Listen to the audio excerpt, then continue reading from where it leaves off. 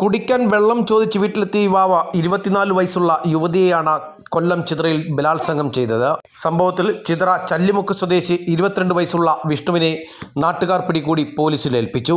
ഇന്നലെ ഉച്ചയ്ക്ക് 12 മണിയോടുകൂടിയാണ് സംഭവം. യുവതിയുടെ വീട്ടിലെത്തിയ വിഷ്ണു കുടിക്കാനായി വെള്ളം ചോദിച്ചു. വെള്ളമെടുക്കാനായി വീട്ടിനുള്ളിലേക്ക് പോയ യുവതിയുടെ പിന്നാലെ വീടിനകത്ത് കയറിയ വിഷ്ണു അടുക്കളയിൽ വെച്ച് ബലമായി യുവതിയെ പിടിച്ച് തറയിൽ തള്ളിയിട്ടതിനു ശേഷം വാ പൊത്തിപ്പിടിച്ച അതിക്രൂരമായി ബലാത്സംഗത്തിന് ഇരയാക്കുകയായിരുന്നു.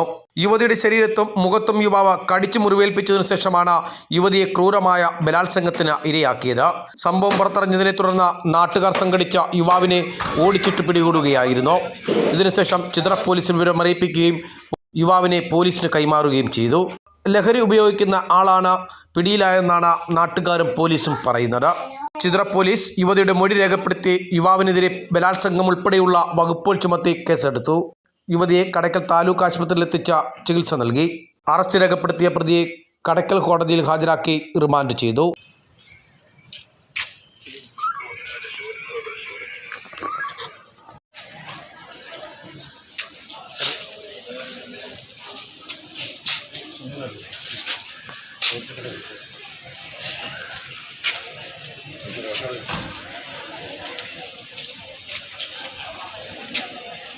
കേരളത്തിന് മാനൂസ് ചിതറ.